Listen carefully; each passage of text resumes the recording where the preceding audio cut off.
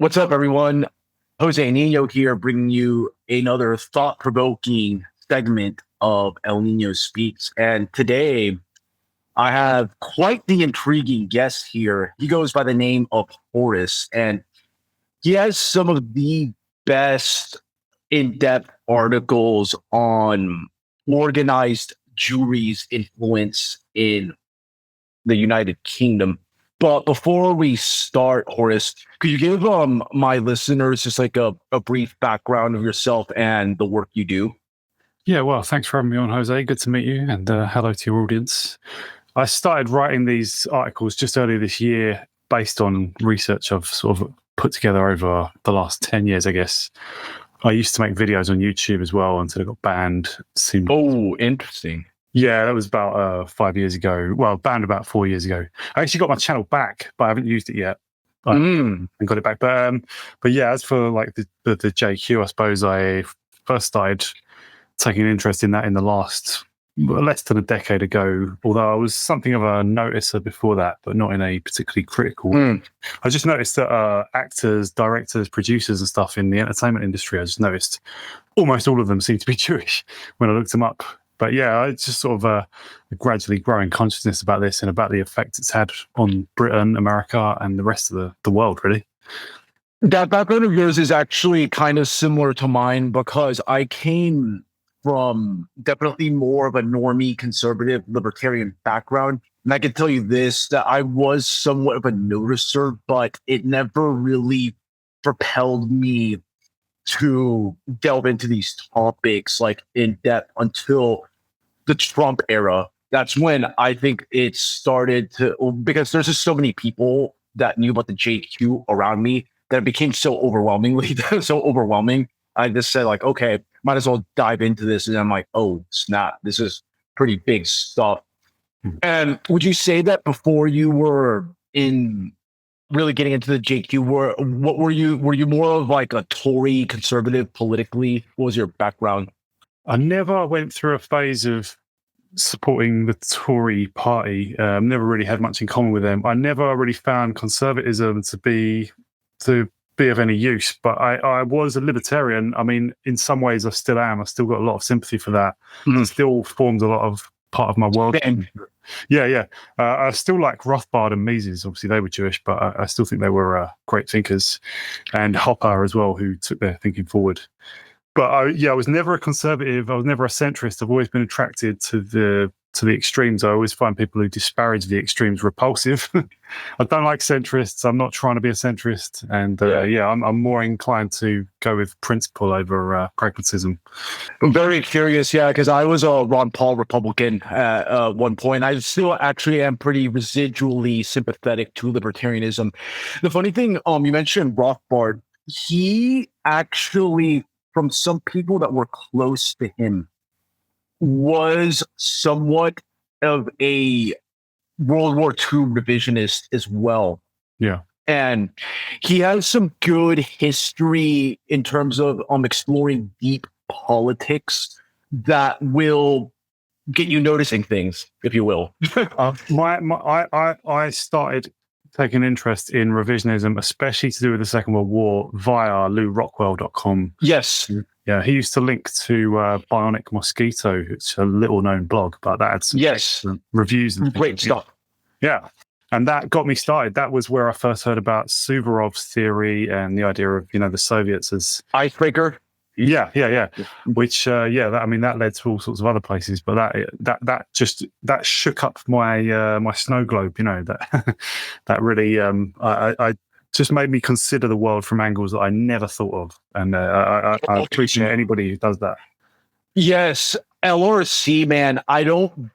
You're taking me way back down memory lane. Like I don't frequent LRC as much, but no. I remember during the Ron Paul campaign circa 2007, 2008, and up until 2012, I was always like on there. And yes, there's tons of rabbit holes there. You're probably one of the first foreign guests I've had on my show that's talked about LRC, but I imagine there is pretty wide readership that spans the Anglosphere for obvious like linguistic commonalities, but that's actually quite fascinating.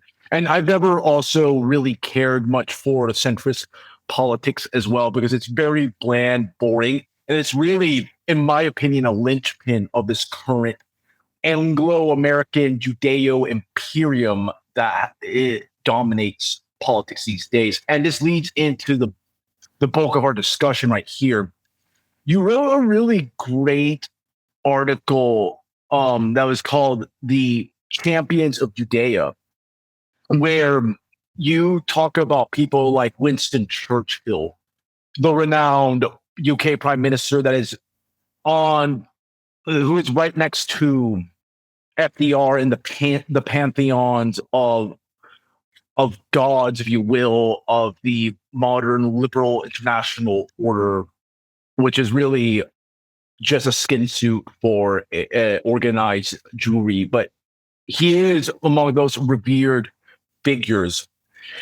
Based on your research of Churchill, would it be safe to say that he has been a faithful servant of organized Jewry from the jump? Yeah, and it's good that you added on that bit at the end. Like, it is from early on in his life as well. I think. Yes, this is really. Yeah, I mean, his father, Randolph Churchill, was a close friend and just in every way a kind of comrade and compadre of, not compadre, like a collaborator with Nathan Rothschild, who was the first Lord Rothschild, Baron Rothschild. And this other guy, Ernest Cassel, who was also one of the richest men in the world at the time, and Maurice de Hirsch. De Hirsch might be familiar to some people in America as well, because there's the Hirsch Fund that helped Jewish immigration into America in the 1880s onwards, or 1890s. And these three men in particular, Churchill was born with them as family friends. Churchill was born into some wealth, although his parents blew a lot of money as well and lived very sort of dissolutely. But yeah, those three set the pattern. And then through his life, and as I write in Champions of Judea, he also came across this guy, Henry Strakosch, who people who've read Churchill's War by David Irving will know about. Strakosch simply gave him at least £20,000, I think. Ernest Cassel had given, and this is a couple of decades before, had given Churchill what amounted to at least £40,000, maybe a lot more. Those were huge amounts of money back then. That's millions and millions of pounds at a time. And that's going just by the official inflation figures, which are probably understating it. But these men just gave Churchill huge amounts of money. Apparently not for any direct quid pro quo. You can't really tell because they wouldn't keep a record of it. But I think, certainly in Strakosch's case, I think he specified, I'm not asking you for anything. I'm saying I love you already. I love what you do already, what you do for my people already, more or less. And I don't think, also, Churchill didn't necessarily need to be bribed anyway. He was genuinely admiring of the Jews, I think, especially of Zionist Jews. Obviously he wrote against Trotsky on certain occasions, but yeah, he's just very pro-Jewish anyway. Plus, he was given loads of money. Just to wind things back a bit, because this clear, just like proportionate amount of Jewish influence in the Anglosphere, I'd argue didn't happen overnight, and you could probably even trace it back, probably in centuries ago. Where would you say that there was a turning point in British history where organized Jewish interests started to become a big power player that could shape political outcomes in the country? Well, I better make clear the limits of my knowledge. What I've researched most is from about sort of the mid-19th century onwards, which is where the Rothschilds and people like them, there's other families of the so-called Anglo-Jewish cousinhood as well, but they seem to be certainly at the apex of their importance, from sort of the mid-19th century on, well, say through the 19th century, possibly declining in the 20th century. That's an open question.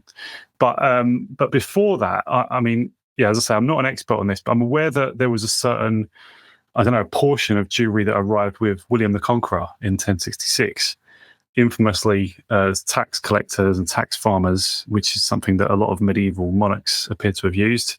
Say to the Ottomans. Right. Well, the relationship between Jewry and the Ottomans is also fascinating. I'm not an expert on it, but it's very interesting. But yeah, so like it's also said typically that when Oliver Cromwell, I was going to ask you about that. Yes. Yeah, I'm not very well informed on this, but it's said that Oliver Cromwell passed laws in favour of Jewry. They'd been formally expelled, I think, under the reign of Edward I.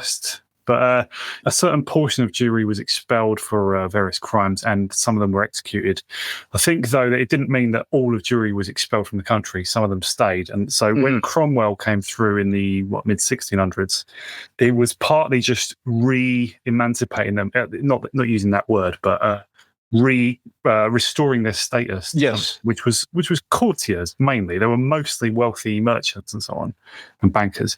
And then they say that when William III and Mary, they were a joint king and queen at the same time, when they were like installed in the so-called Glorious Revolution, which was I think 1688, they were like Cromwell, like William the Conqueror, I think, especially pro-Jewish.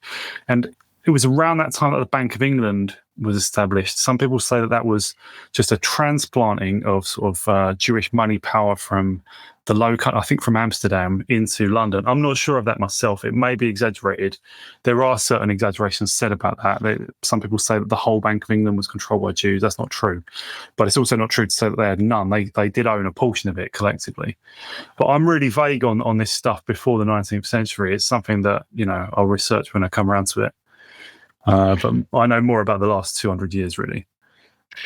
So the stuff is fascinating because I had a previous guest, Joseph Jordan, the co-host of War Strike, and he's delving into especially the Cromwell era and even some parts of the early days of the American Republic of organized Jewry's influence there, because people tend to forget that the Puritans and a lot of the pilgrims that came to the United States, they had a really weird strand of Christianity that was kind of Hebraic, if you will, almost like Judaized, and all that names, like the names of the people, like Abraham, Isaac, yes, and all these names, but white Christian men, right? Yeah, and Elias and Eliezer and Ebenezer and stuff. Yeah, these Hebrew names.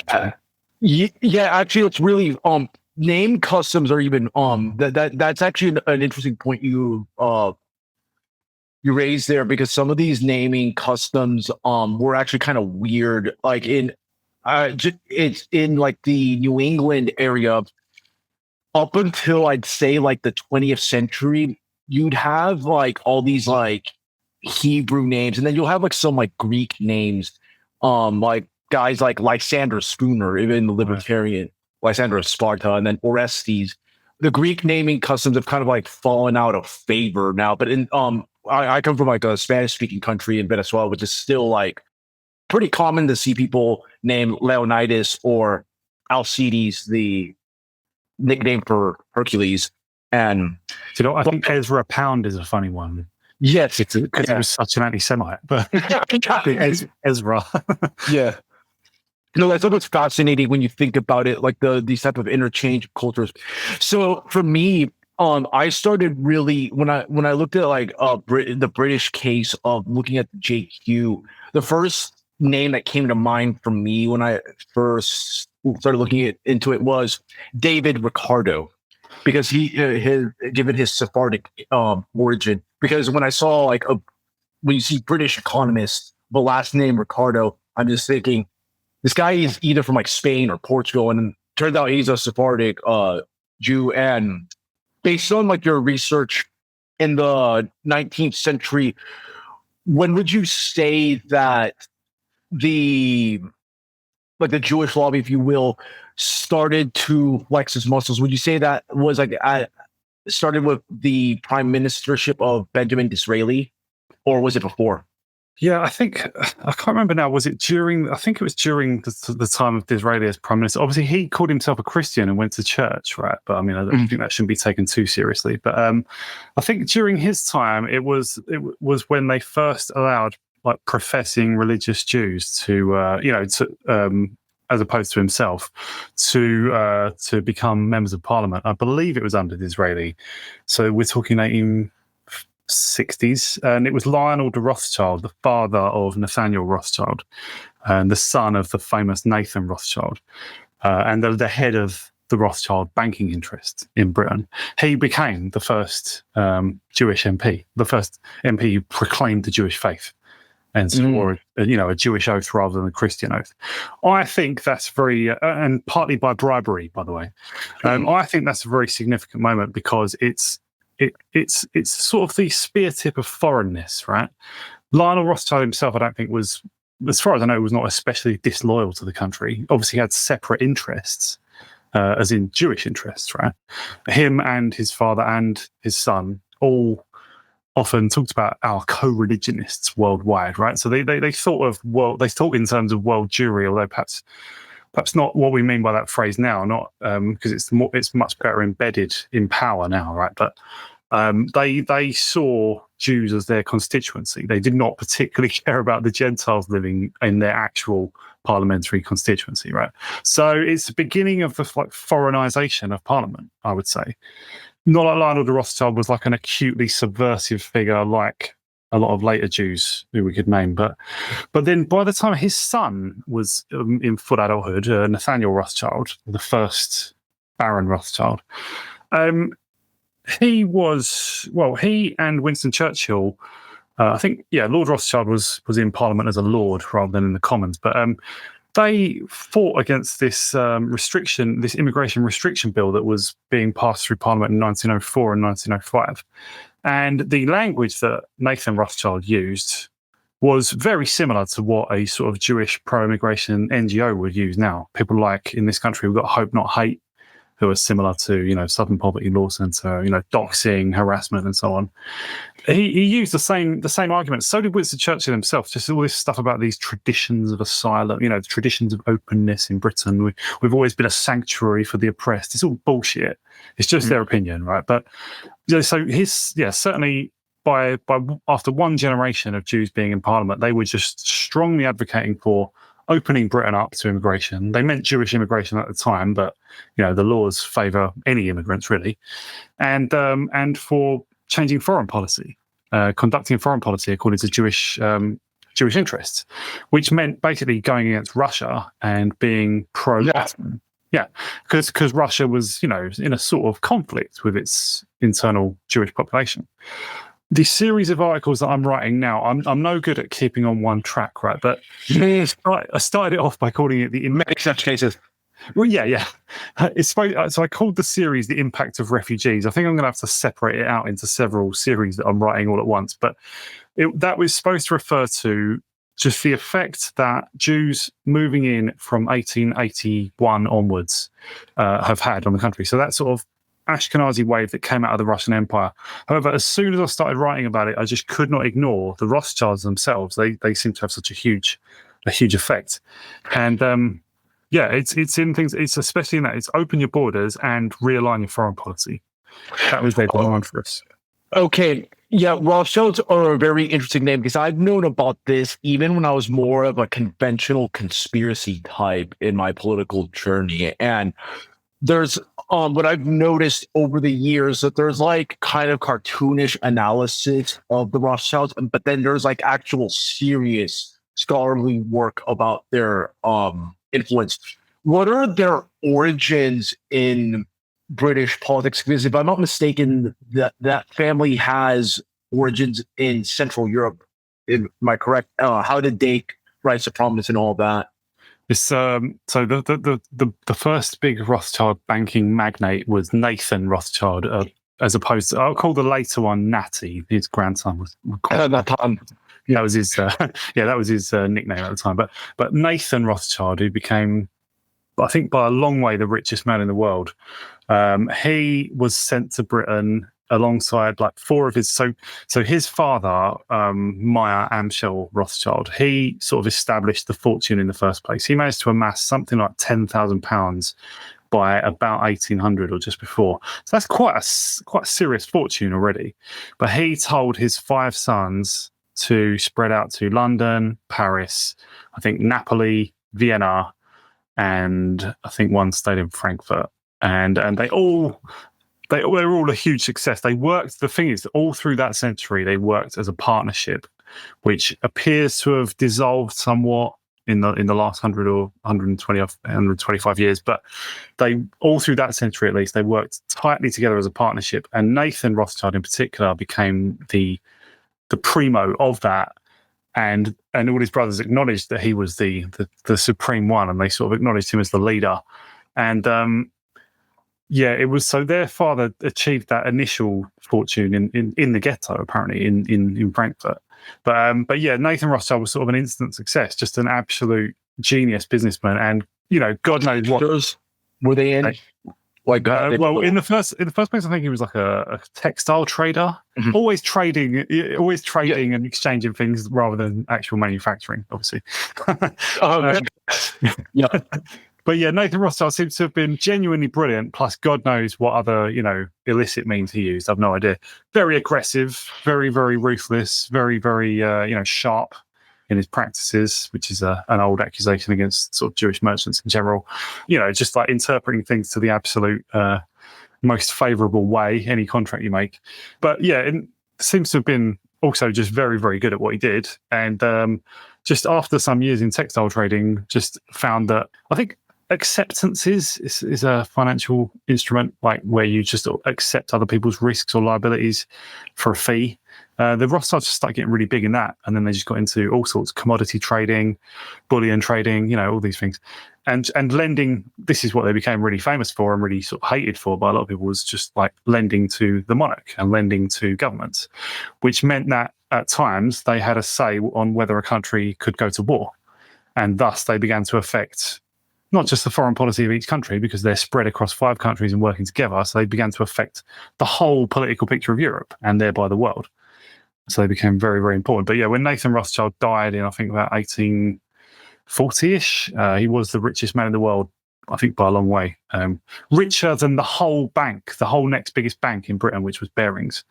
So the whole assets of Barings Bank, like with several partners, was less than Nathan Rothschild's own wealth. Personal wealth.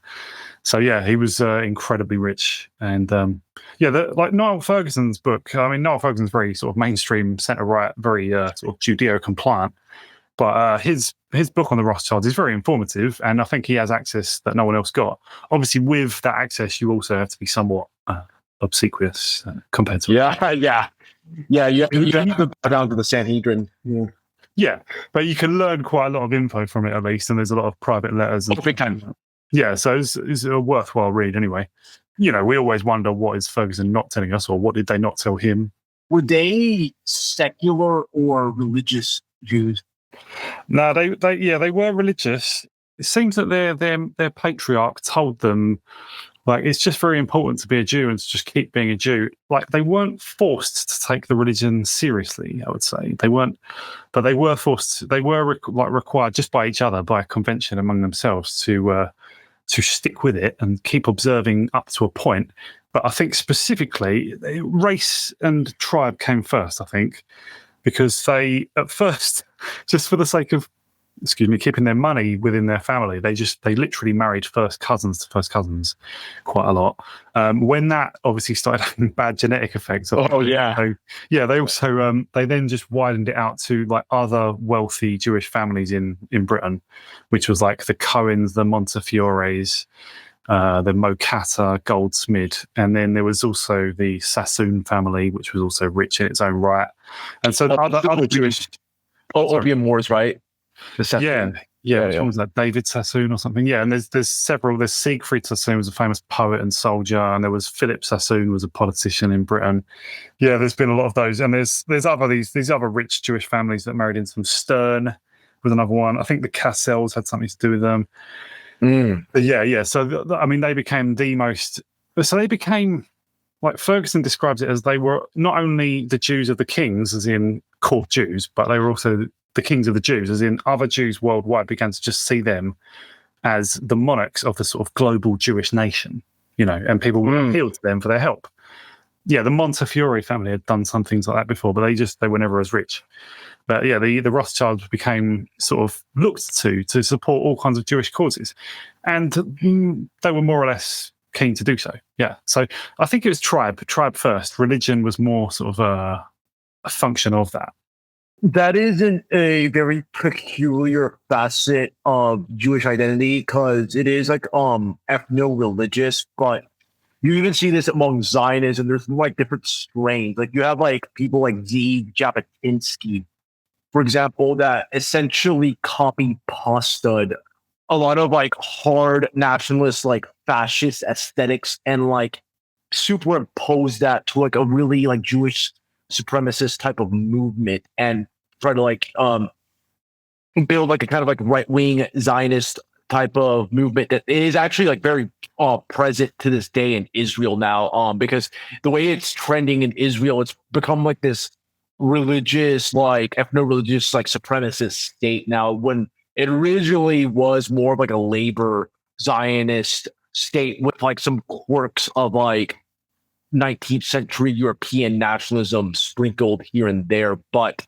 yeah, I agree that it seems to be like tribe first, and then the religion comes later. There's like definitely like some weird Jewish sects that you see pop up in like, especially like a place like New York, among like the Hasidic, but that's like kind of in the background, because when you look at these organized groups, the groups that have like the weight that are helping shape the laws, it seems to me that it can be kind of malleable, like the religion and all that. It's more secular and ethnic at the end of the day. Yeah, could I pick up on something there? Yeah. Yeah. You mentioned Jabotinsky. I mentioned him in my Champions of Judea, and there was also Chaim Weissman who was associated with him. This guy, Pinchas Rutenberg as well, who I don't know so much about, but there's also David Ben-Gurion. Several of these guys, I think they weren't religious at all, or at least their Zionist beliefs derived not at all from religion, at least.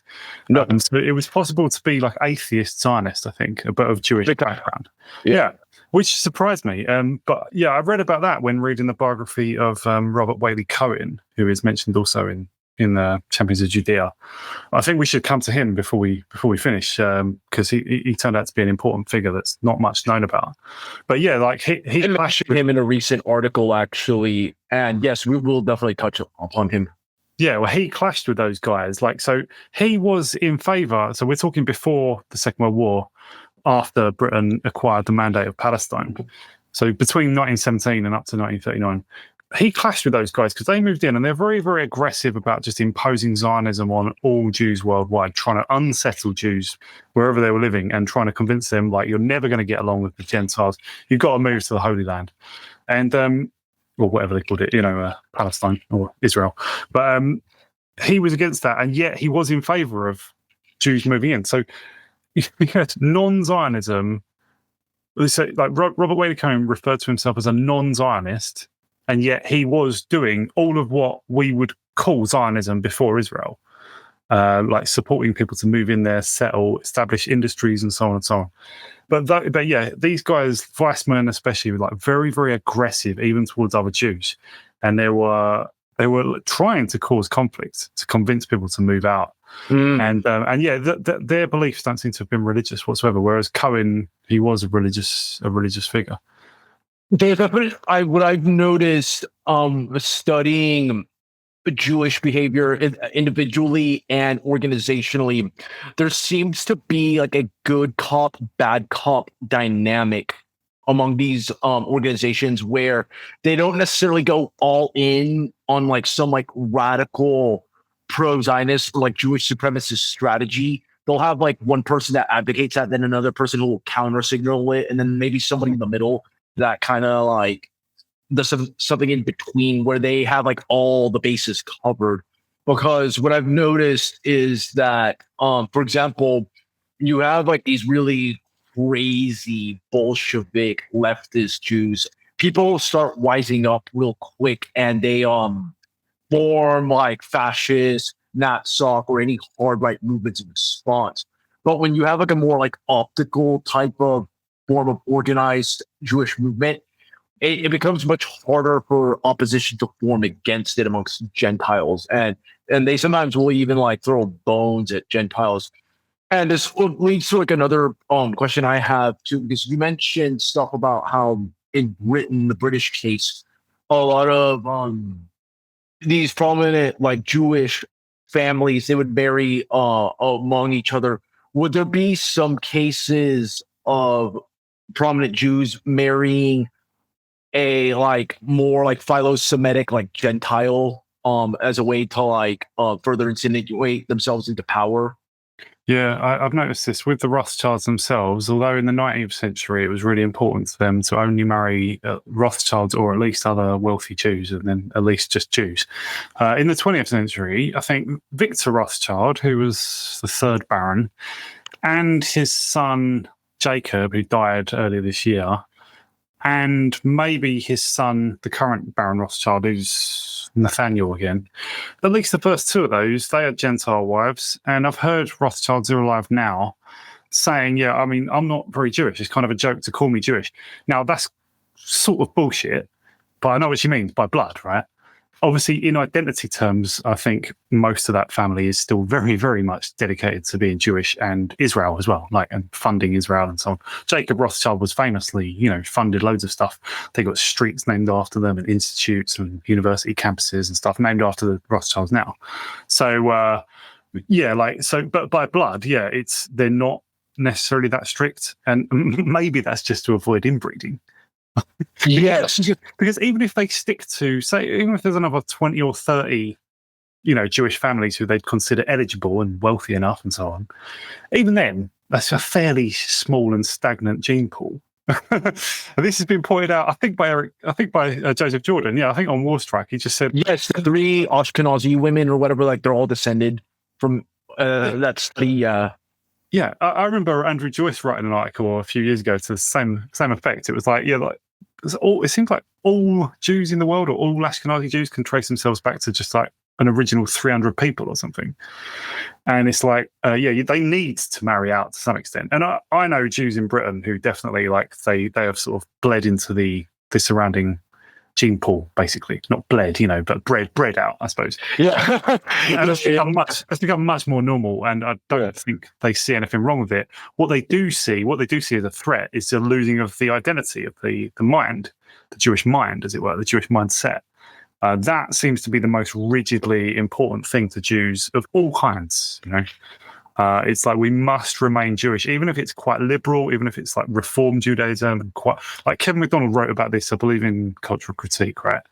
It's like reform, like, so you said there's a good cop, bad cop thing. I know exactly what you mean, right? They like Jews do genuinely have struggles against each other, but they know how much to limit it as well. They know how to keep sort of Jewish face to the outside world, and they do not let it threaten their existence as a tribe. They're packed fast in front of like a mutual Gentile threat.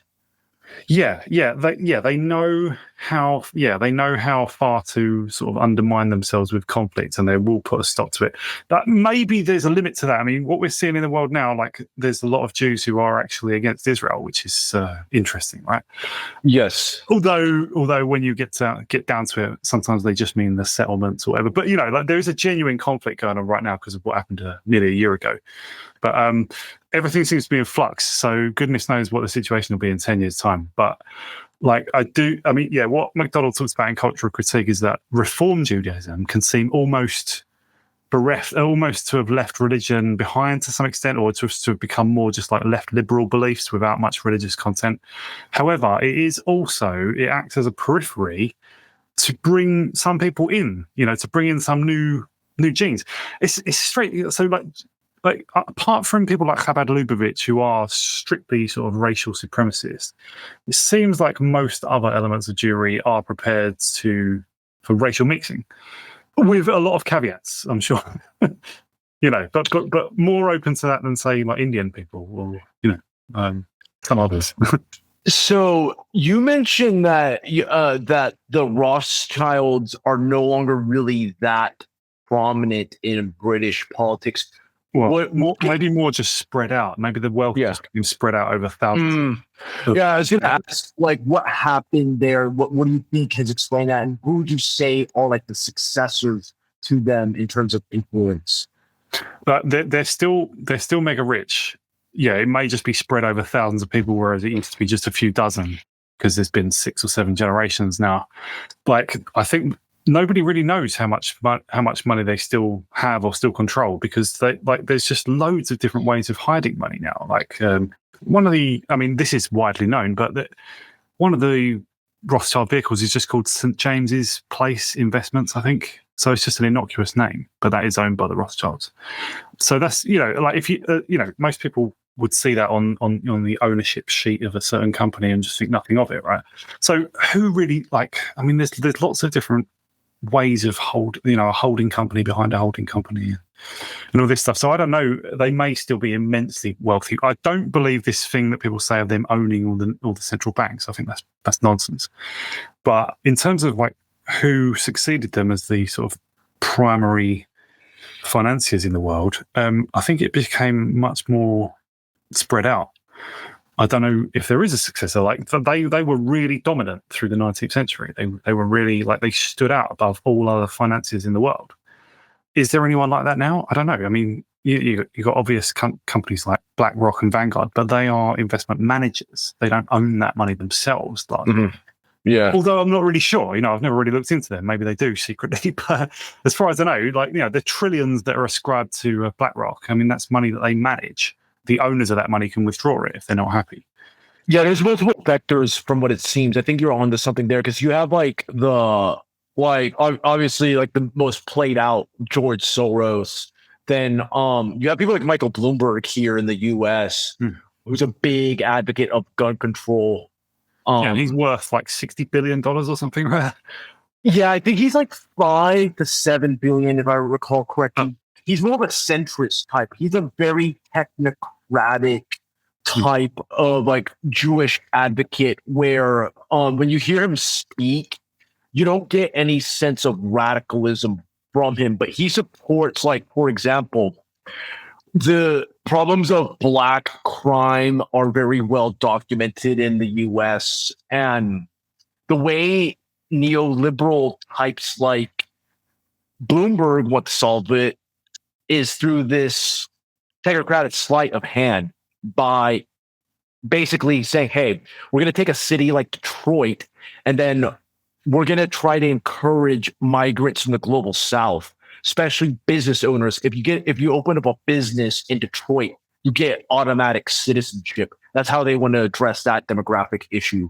Just like replace unruly blacks with like very compliant, entrepreneurial type of like migrants from like the global South, which is gonna like essentially turn these areas into like just foreign enclaves, and just continue the dispossession of white Americans as well.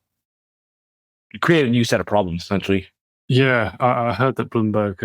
He was mayor of New York before as well, wasn't he? Yes. Yeah. Okay.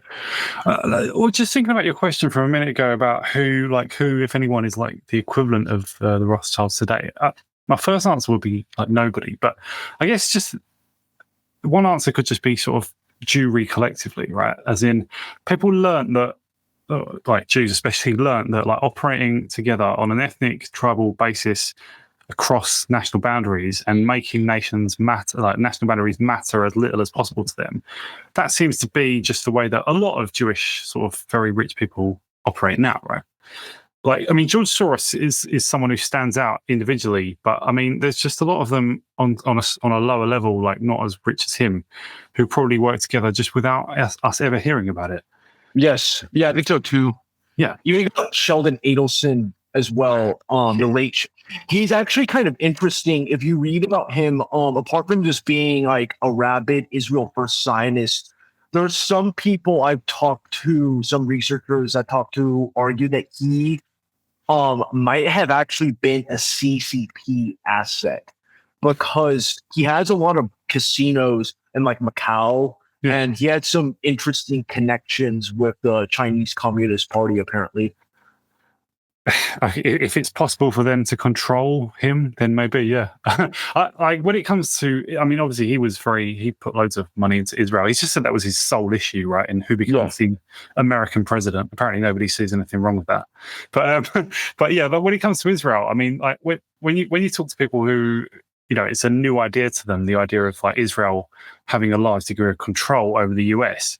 It's not actually Israelis necessarily. It's often American Jews, right? Yeah. Who are American citizens, but their loyalty is to Israel. Like that's or like dual nationals, basically. Yeah, but I mean, I would emphasize that you don't even need to be dual nationals, right? They can just be like Jews who just grew up in Brooklyn or whatever, like well, like I just for some reason just thought of Mike Cernovich. He grew up like in rural Illinois, I think, or somewhere in Illinois anyway, and like that's like I don't even know if he's particularly Zionist, but there's just people, I mean, and there could be people who grew up and they didn't really think of themselves as Jewish until suddenly at 50 they just have an awakening, and then suddenly they're very, very pro-Jewish, pro-Israel, right? I think Michael Oren as well. He's a really interesting character. He was born like in New Jersey, and he became an Israeli citizen, like dual national, the whole works, but grew up in the States, went to university in the States. But then he grew his original name, I think it was like Michael Bernstein, but then he changed it to Oren. He Hebraized his last name, and he became a member of the Knesset and was the Israel's ambassador to the U.S. at some point. Now he's just like a commentator. He goes all the rounds. He is super explicit about advocating for Israel. I remember one time at a panel, like in the U.S., he was saying that he considers ISIS the lesser of two evils in front when it comes to like dealing with ISIS and Hezbollah, like during the Syrian conflict, saying that like we're mostly focusing on targeting Hezbollah. ISIS is not being targeted at all by Israel. Yeah, with good reason, because ISIS didn't seem to have any problem with Israel, right? Yeah. Well, that's a whole different rabbit hole there. Going back to Churchill, his life is pretty fascinating because he nearly lived almost to like 100 years of age. I mean, like he seen like throughout his lifetime, he's seen like the development of like the West going from a relatively semi-agrarian society to like a fully industrialized society that began to be afflicted by the illness of multiculturalism, at least in the gestational phases.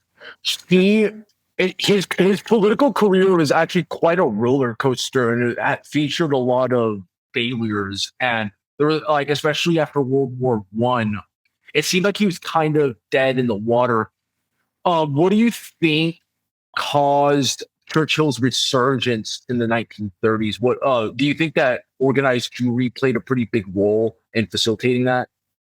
Yeah, definitely. He also just, I'm not sure exactly. Right, so when Adolf Hitler came to power in, I believe that was January 1933, Winston Churchill, within at least by March, certainly by May that year, was already just talking about the terrible threat of Germany. Right now, when people look back at the Second World War, they justify Britain declaring war on Germany because, this list of things. Germany had remilitarized the Rhineland, which, violated the Treaty of Versailles.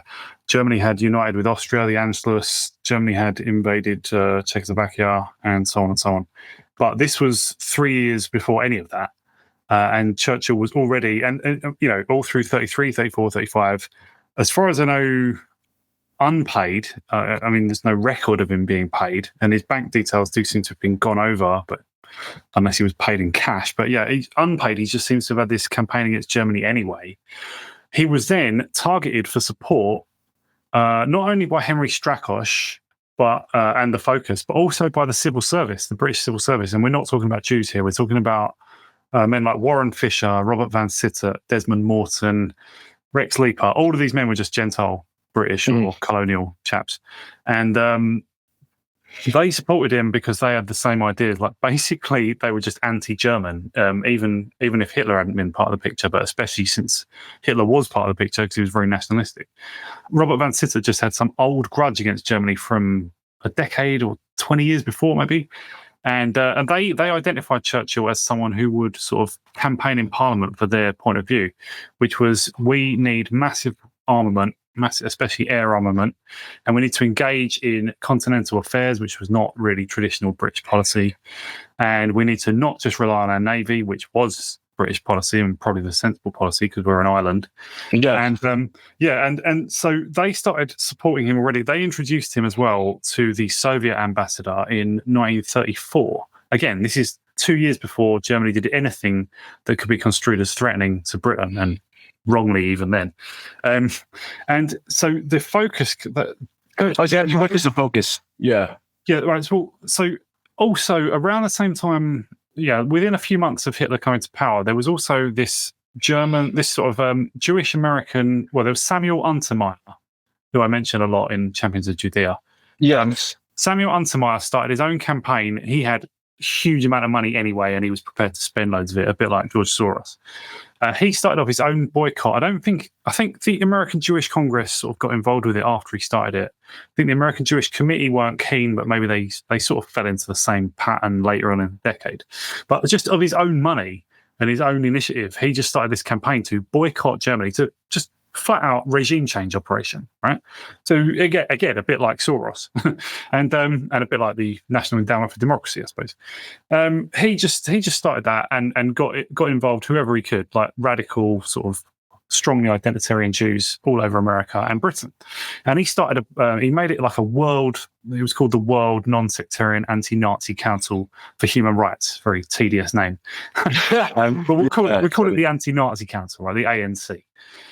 He founded a British branch of that in 1934, and that started holding demonstrations in 1935.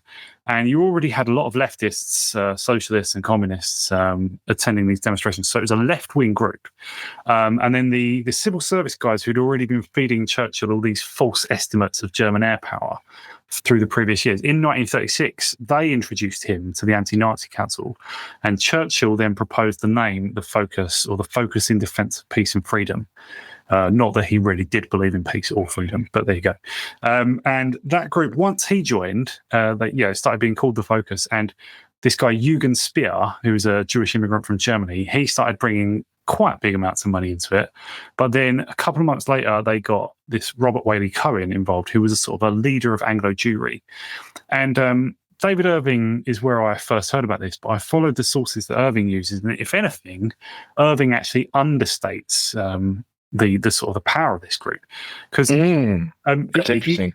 I don't know, just maybe being polite or something. But Robert Whaley Cohen seems to have not just been acting on his own behalf. He represented what is just called in the source material leaders of Anglo Jewry, who met frequently at New Court, which is the Rothschild, so residence and their main business premises of the Rothschild banking in Britain.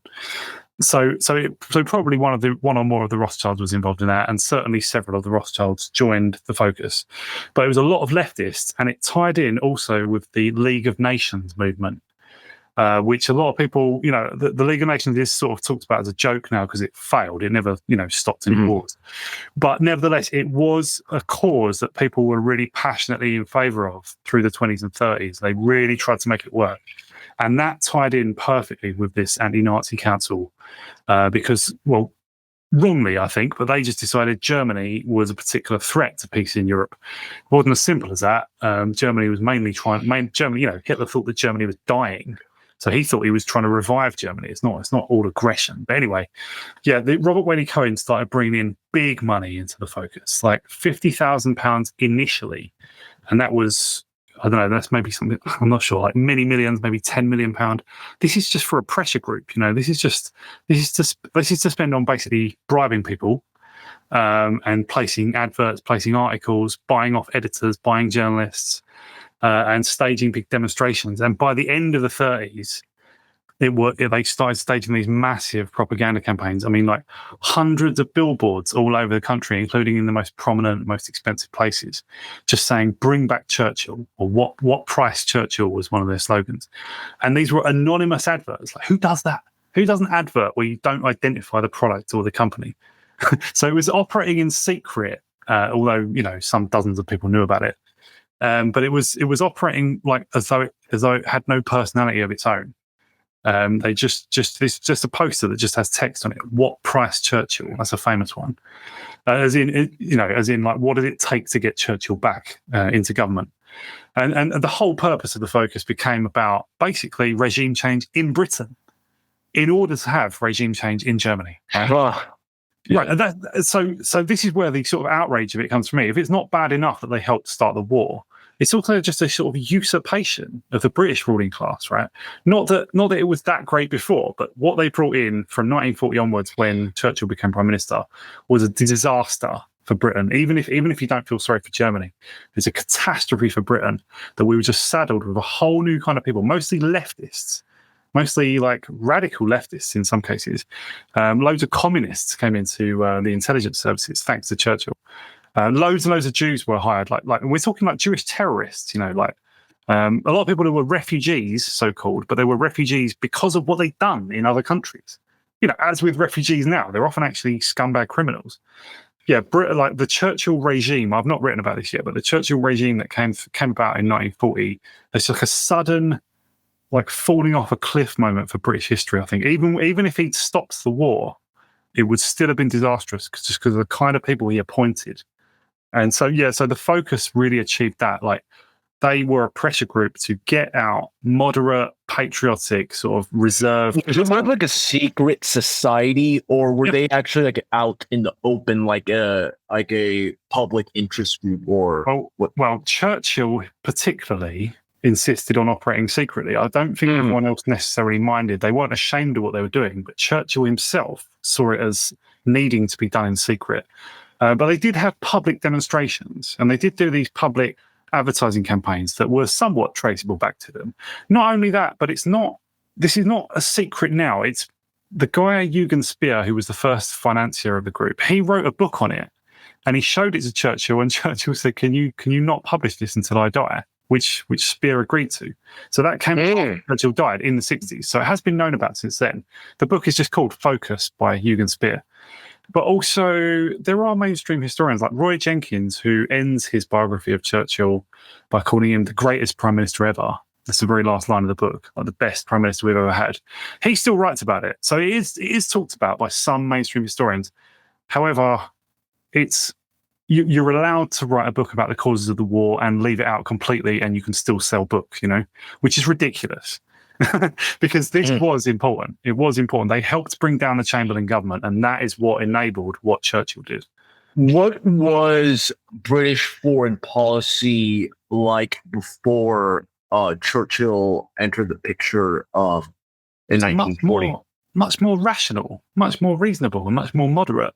Like, Chamberlain is castigated for him being the appeaser, right? And obviously, like, neoconservatives love to use this phrase, appeasement, and it's been given the connotation of sort of either weak cowardice or idiocy, of just not seeing the danger, right? Churchill was the hero because he saw the danger of Hitler, right? In this telling. But it's ridiculous. Chamberlain was trying to keep the peace among all the nations of Europe except the Soviets, who he didn't like at all. Churchill was doing the opposite. He was trying to make an alliance with the Soviets, which is insane. From the moment the Soviets came to power in 1917, and bearing in mind their first 7 years, they were fighting a very bitter civil war. From the moment they got into power, they started trying to break up the British Empire, attacking it at every weak spot they could find, trying to undermine us, in London, but also in Egypt, in India, everywhere they could, right? And yet Churchill was just, once he was bought off, basically, he became pro-Soviet, which is just repulsive. But Chamberlain, and I think Baldwin, like Stanley Baldwin was in charge before him. He was somewhat, partly, people say Baldwin was like indolent and somewhat like just slack. So he didn't necessarily have a clear policy. Ramsay MacDonald was before him, and he was very left-wing. He was pro-Soviet in his sentiments, but he was also for peace. He wasn't for rearmament. He wasn't for war against Germany, so he wasn't so bad. Yeah, Stanley Baldwin was just kind of moderate, sort of let things drift. But when Chamberlain came in, he said, I'm going to make things happen one way or the other. I'm going to come to some sort of agreement with Germany, and we're going to try and stop this aggravation. We're going to try and stop the hostility. But Chamberlain's like way more intelligent than most historians give him credit for. Just apparently wasn't a very likable person. Just didn't make friends really, and obviously didn't get to write history because he died later on in 1940.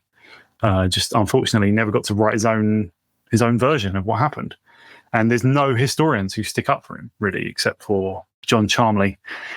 John Charmley's disparaged for that as well, as a pro-appeaser and a revisionist and so on. But yeah, Chamberlain, I think, is one of the most underrated people in British history. Like he was, because the thing is, he wasn't like pro-Hitler as well. He did see Hitler as somewhat crazy, but he did rearm. He did, like, people talk about Chamberlain as though he just didn't do anything to prepare for the war, which is just nonsense. He thought that there could be a war, and he did increase Britain's armaments, but he cared about the effect that would have on the finances. He cared about whether that would put us in terrible debt and whether we'd reach the limits of our borrowing and so on. And Churchill never cared about any of that, nor did David Lloyd George, similar figure. So yeah, Chamberlain was much, much more sensible and just cared about all the things that a prime minister should care about, and didn't just see foreign policy all in terms of how do we stop Hitler. It was how do we keep peace with Europe in general? And how do we keep peace with Italy as well? How do we not help the Soviets? Which was, I think that should have always been the priority. How do we not help the Marxists in our own country as well? Which is obviously something Hitler and Mussolini did attend to, right? They were against the Marxists, but Churchill formed an alliance with the Marxists. Yup. And that is been disastrous for Airstrip 1, to say the least. Yeah, they rule over us now. Well, nobody would say that Keir Starmer is a Marxist exactly, but the Marxist paradigm was cemented. Yeah, it's a Judeo-Bolshevik. Ethos. Yeah. Like the post-war paradigm in Britain is you are expected to be generally just sort of, you don't have to be overtly pro-Jewish, but you cannot be against them. If you go against the left fundamentally, then you're a right-wing crank. You're an extremist. So like the Tories, like Churchill and every Tory leader after, including Margaret Thatcher, unfortunately, they all love Churchill, and they all think that you just can't go too far to the right. You just can't. It's extremist, and you have the same problem in America, I'm sure. Oh, big time, yeah. It's an Anglosphere trend is what I've noticed, and that's like a whole different can of worms in terms of how organized Jewry had like so much success there, contrasted to like some other countries, like say like Eastern Europe or even like some more like Latin countries. But I want to go back to Robert Whaley Cohen. So what is his background? And after the dust settled from World War II, what did he do there? And does he have like actual like successors that can have continued his legacy? This seems like a name that most people should know in this type of like analysis. I see that some of his descendants have been sort of prominent in this or that field. I think one of them's a famous horse racer or something, and one of them's a scientist or a botanist or something. So like as there were people born worth a lot of money. Like he himself, he was born into like sort of upper middle class Jewish family, like pretty serious about their identity, and he got a job as a very young man at the British Shell company, which wasn't yet Royal Dutch Shell, but it's just Shell Oil, which had been founded by the Samuel brothers. Samuel was another prominent Jewish family in Britain. Marcus Samuel was the one who lasted, and that became Lord Bursted. But Robert Whaley Cohen got a job working for them, was very, very hardworking, did well, and that was at a time when that company was just becoming, I think, the number one oil company in the world. So he made a fortune.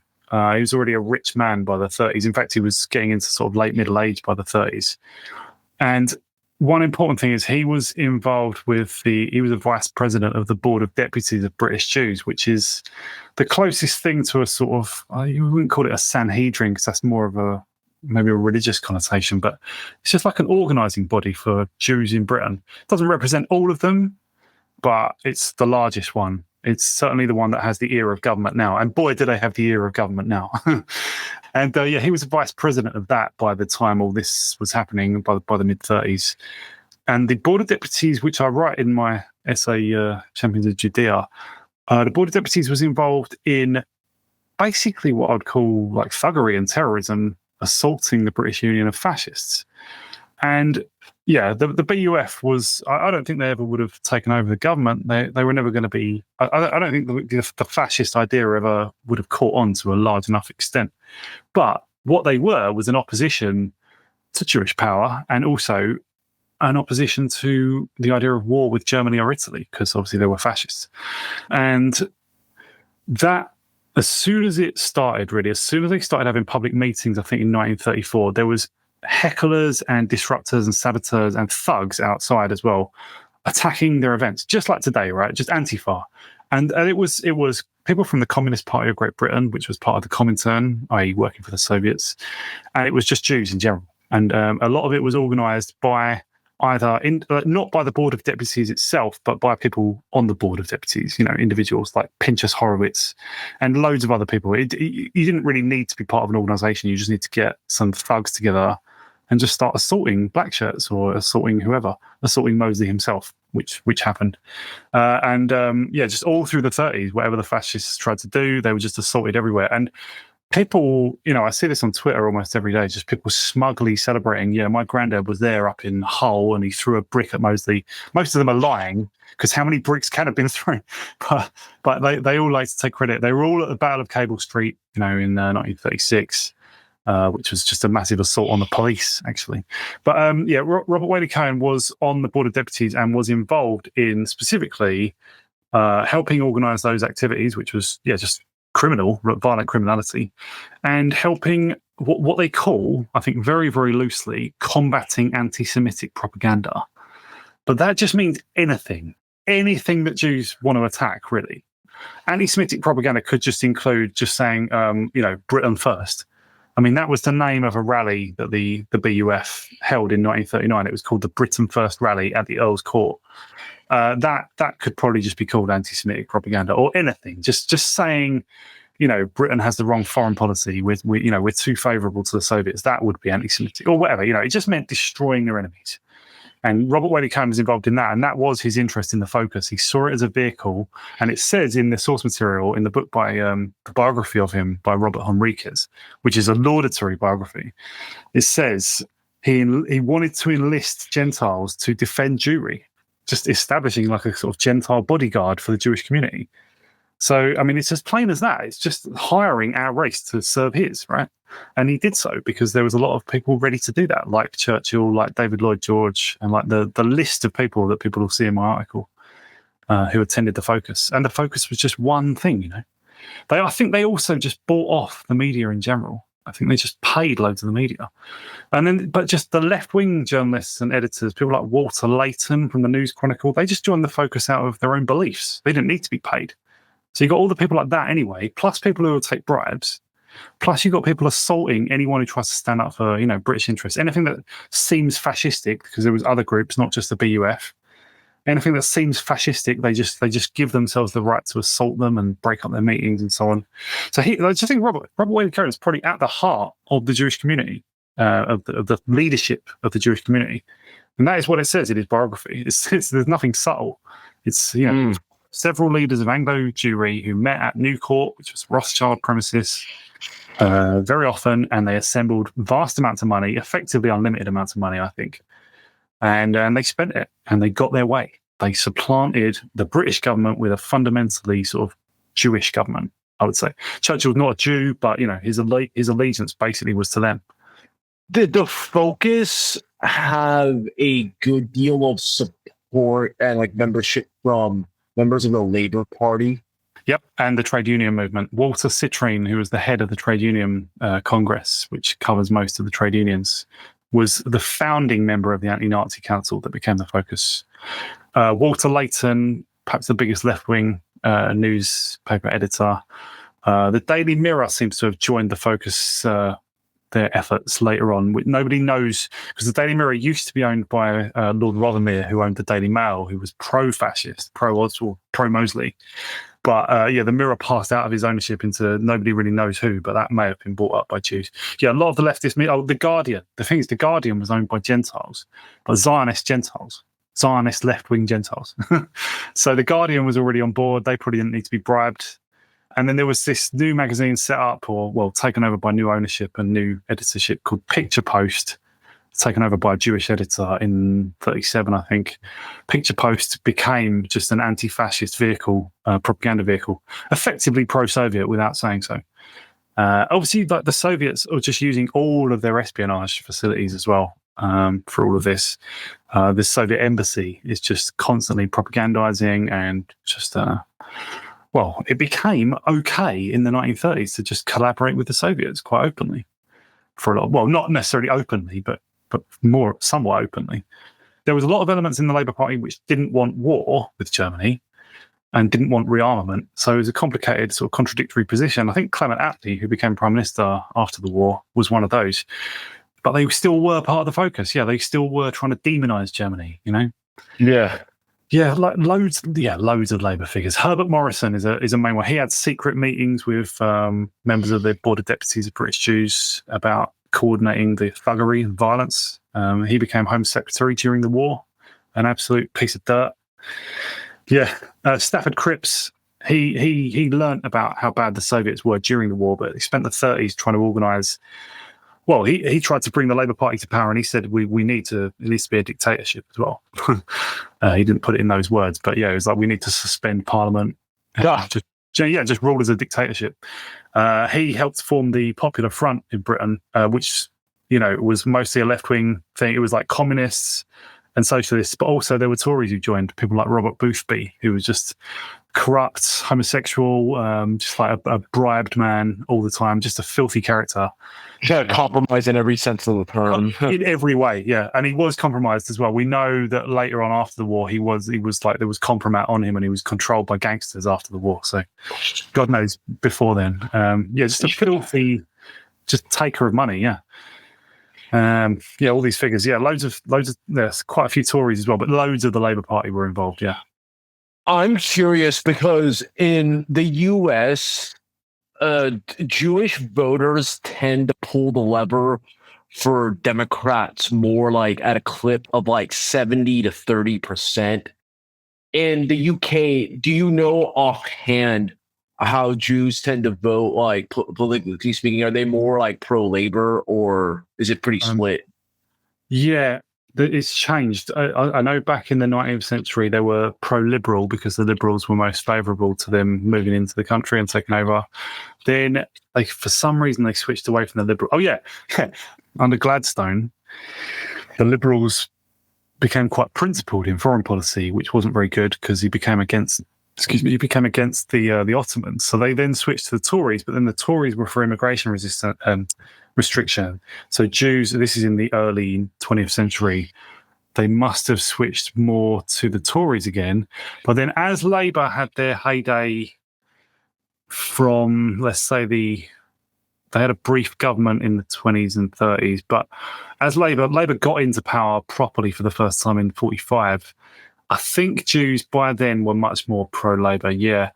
I mean, there still would have been plenty who supported the Tories because of Churchill, but Labour started giving them what they wanted as well, with some complications. But yeah, I noticed a lot of the Jewish MPs who led things like decriminalising homosexuality and other things like obscenity laws and helping immigration, like the Windrush, the Empire Windrush, first sort of Afro-Caribbean immigration into Britain.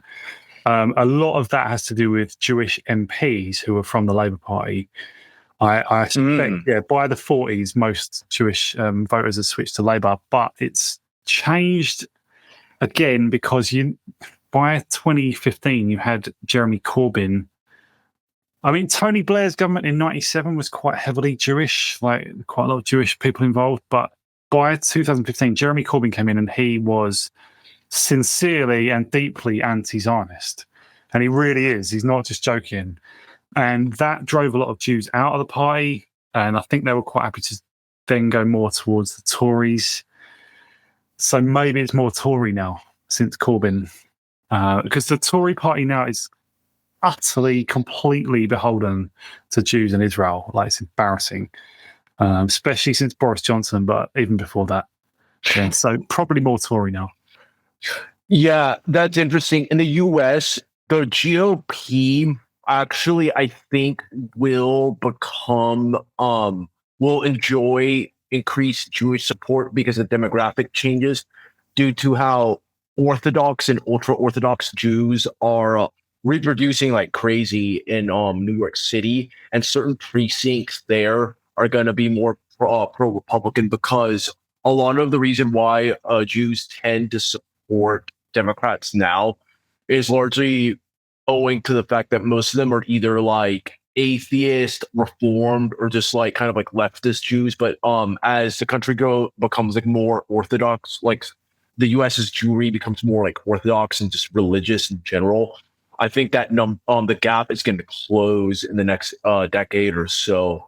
Yeah, that's actually kind of interesting how there is kind of like a natural equilibrium when you look at organized Jewry's like voting patterns in the Anglosphere. Because I think even in Canada, too, it's actually like kind of 50-50 split there. Yeah, it's more of a confused picture here than in America. Yeah. I've always read that, yeah, like something like 3/4 vote Democrat. I mean, either way, whichever party they vote for, almost all Jews just seem to decide on the basis of what is good for Jews, right? Yes, yes. And often what is good for Israel, but always what is good for Jews. Yeah, Republicans. So this is what's interesting. And this is something that's happening in the US. I'm not sure how relevant it is to the UK, but in terms of Jewish representatives, they're overwhelmingly on the Democrat side of the aisle in terms of like elected officials like senators, congressmen, and even governors, which are disproportionately represented of like the 50 states by Jews. And they tend to be Democrats. I think nearly all of Jewish governors in the US are Democrats. But with regards to Republicans, they mostly chase the oligarchical money because you'll hear some people saying, "Oh, why is Trump pandering to Jews when he's only going to get like maybe like 30% at best, 40% of their vote?" And here's the thing: what he's pandering to is getting the money from these big oligarchs, whether it's like Sheldon Adelson, Paul Singer, these guys, Bill Ackman, these big time heavyweights. He doesn't really care about the voters there, like because ultimately organized Jewry's power is not because of majoritarian influence; it's largely because of concentrated ethnic power. And also, like, I mean, I don't know if there's an implicit threat from his son-in-law as well, right? Because the family is not just, I mean, they're rich in their own right, but aren't they also, isn't there that mega group as well where they're closely involved with like Bronfman family, Silverstein, Spielberg, like other billionaires, you know, maybe David Geffen as well. Like the mega group is just sort of basically just a Jewish power group, right? Yeah. And I'm sure the Kushners were part of that. So, in a way, I mean, they're sort of saying, you know, we've got your daughter, haven't we? Yeah. I don't know how much leverage that gives them. The fact that she's married into that clan, but I mean, that's actually a really good point, and I wouldn't put it past them because the way when you really start peeling back the onion, it is when you look at like the way organized Jewry functions, it functions like an ethnic mafia. Like it's flat out just extortion. And some of them literally are like gangsters. Oh yes, literally. Oh, that's another rabbit hole there. You go on hours how a lot of organized crime in the 20th century had a lot of that influence as well, like Meyer Lansky. That's like way like a topic for a different time. But on the Democrat side of the aisle, there is actually more Jewish control because this is kind of the new reality of the US, especially after October 7th, which is accelerated this trend like no other. If you're a liberal or a leftist that's like attractive, it's got like interesting takes under the age of 40, you're probably going to be a anti-Zionist. You're going to be probably anti-Zionist. So what's happened is a lot of these like liberal institutions, they're literally having to just like flat out put Jews directly in power, whether it's like a journalist, the head of an NGO, or a politician. because they just can't trust these Gentiles anymore. Right. Whereas Republicans, these people, they're just Sanhedrin slaves to the nth degree. Like the Gentiles there, like they don't even need to put like a Jew in like a position there. And if anything, a lot of right-wing Jews in the U.S., they take the bad cop dynamic to like extreme levels that it will raise some eyebrows there. Yeah, I think I've heard Joseph Jordan saying the same thing, that like the guys, even no matter how servile they are in mentality, they just can't be trusted to do this. That's what you got from. Yeah, like we need you to be 100% compliant and intelligent with it, and a lot of you just aren't up to that. So we're just going to start having to do the job. But that must hit a wall at some point, right? Because it will. News, right? Yeah. Well, you're kind of seeing it too. I'm subscribed to a lot of these like globalist publications, like Foreign Affairs and the Council on Foreign Relations, like Foreign Policy Magazine. You're seeing even technocratic Jewish international relations scholars. They're kind of like saying like, yo, the stuff that's going on in Israel right now, it needs to like kind of get wrapped up, and we might need to like push Netanyahu to the side, because they're thinking more like the organized like Jewry mindset, where they're saying like, oh, Israel is drawing a lot of attention, because let's face it, the people that are getting red pilled on what's happening on Israel, there's a really strong possibility that some of these people, like let's say like 50,000 people get red pilled on this topic, give or take. Let's say 100 of those people, they listen to this podcast and they go even deeper down that rabbit hole. They're scared of that prospect, like of the fact that the Zionist project is becoming somewhat of a liability. And that's why you do see the good cop dynamic emerge, where even like George Soros, for example, he'll signal against the Likud government, not because it's like some ethnic gang that's like really thuggish and wants to like get the US to fight a war on its behalf against Iran, or justify like further annexation against Palestine and all that. It's really because he knows, and a lot of other people in his circles know, that Israel is now beginning to get people to start investigating like deeper into like the very interest groups and the consortium of organizations that allowed Israel to come into existence in the first place. And that's like a prospect that a lot of, I believe, technocratic centrist Jews are starting to become fearful of. Yeah, I mean, we're living in a fascinating time, because you said one thing, like they might need to sort of rein in Israel somewhat, and maybe Netanyahu needs to be pushed aside. However, they've created so much hatred already. Yeah. I mean, there's other people. I mean, they can't fully control Israeli electoral politics, right? They can't. That's a real chaotic element. And like Netanyahu is already sharing power with people who are more violent than him. He's centrist in comparison. Yeah. There's like Benny Gantz is like sort of similar to him, I think. He's thought of as slightly more moderate, but in some ways he's got more of a history of violence himself, right? And then there's those famous people who are just like Smotrich and stuff, who are just like, Senkaper. Or those, that's like, I've talked about this. I've hammered this home, and I've got a bold prediction here that, and they're quite popular. Yeah, present trends in Israel do not augur well for its existence by its centennial in 2048, because it's just, funny enough, Israel is becoming more low IQ because of the emergence of the Mizrahim and these Sephardic Jews, that they're actually much more like gangster and thuggish than the Ashkenazi elite that dominate Israel, which is actually like quite like a feat in of itself to accomplish. And what Eric Kaufman talked about is in the ultra-Orthodox are having 5 times more children than everyone else as well. And they work. And they don't serve in the military as well. Yeah.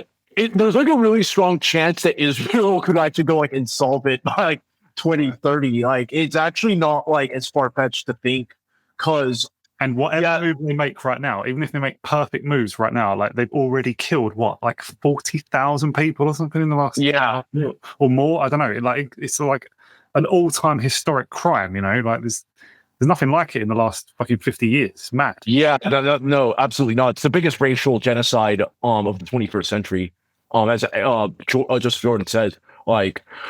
Yeah, it is starting to get really heated there because there was like a big blast a few hours ago, like in southern Lebanon, where some people were saying like there was some huge bomb that Israel dropped there, and I think that there is. I don't know. We'll have to see after the years pass and like a lot of declassified information comes out, but I think that there might be some discussions in these like circles, in Israeli circles, and probably some international pro-Zionist circles that like this is an existential moment for Israel, so they have to like do something fast because a lot of the world is waking up to this stuff, and that's why they are really going hands-on by having direct Jewish control of political institutions and even censorship too outright because they know the tide is turning. One thing I did want to mention is like why is Substack still going? Why am I writing freely on Substack? I keep more. Yeah, like I'm careful, in what I write. Like I don't make these big sweeping statements about, who controls this and all this. I'm careful about writing quite detailed evidence stuff. Nevertheless, this is really, what I write, in front of like the sort of the eye of Jewry would be considered anti-Semitic. And yet I am writing untrammeled, and it's like Substack, it seems to be a place where censorship is very, very minimal, almost non-existent, and it's great. But how come? Why is that being allowed? I don't understand. Like YouTube is fully controlled. Twitter is basically compliant with Jewry, like more or less, less so than 3 years ago. Yeah. Still. But Substack is really quite open and free, and it's growing. Like, why are they not shutting us down? I assume it's because they can't. Like the ADL, the ADL is somewhat blunted, and all the other organisations, but we'll say the ADL, right? The ADL has somewhat lost its grip a little bit, and that's quite exciting. That's quite dynamic. That things can happen from here. The world is in a bad state, no doubt about it, but there are. It appears that maybe global Jewish power may have peaked. I'm not sure. Yes, I think so as well. It's a game of whack-a-mole that they're playing now where it's impossible because of the proliferation of the internet has, say what you want about the internet's impact on like social media, but the proliferation of it has allowed more people and creators to expose this stuff. Because whenever one person gets canceled, like say like Kevin McDonald gets canceled, there's like people like us, like and like maybe several others that are able to pop up and continue to push out this type of content out here. Because I think Israel in a legacy media type of ecosystem, that's where organized Jewry thrives. But in a more chaotic 21st century style form of alternative media that's like in cyberspace, it can be controlled for sure, certain facets of it, but I don't think it can be fully controlled. And that like sliver of uncontrolled territory, that just keeps these people like in Jerusalem and Tel Aviv up at night and London and New York City because it's sufficient enough to cause an uprising. And I'm actually kind of optimistic in the long term, to be honest. I've been in the political game for nearly 2 decades, and I've gone through my ups and downs, but I am more optimistic now because of the simple fact that there's more information that's being disseminated like this, and much more refined noticers, if you will, that are putting out content such as yourself, that I believe like the truth will eventually prevail. Yeah, we're living in the middle of something. It's hard to tell. Yes. Things are changing. It's interesting. It's not all good. A lot of it's bad, but it's interesting.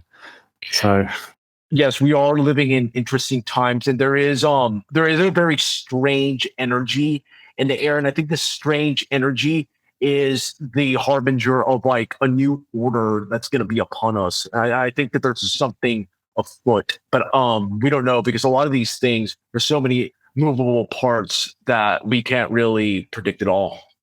Yeah, well said. Yes. Well, I think this is a good place to wrap things up, Horus. But before we leave, please let my audience know where they can follow your work. My main thing is Substack. I think it's eternalhorus.substack.com. And if people don't want to read it, most of the articles have got an audio version if you use the app. But I'm also on Twitter at Infinite Horus. I use Telegram as well, but not that much.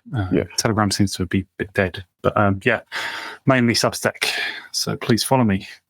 Awesome. Great stuff, Horus. So thank you so much for coming on to the show. I really found your insights to be fascinating. And I definitely want to bring you back for some more discussions about, especially immigration in Britain and all that, because that's in of itself one of like the biggest issues of our time. Sure thing. Yeah, it's good to talk to you. And yeah, I'm up for talking again. So let's do that. And all right. And to my audience, thank you so much for your generous attention. And with that, El Nino has spoken.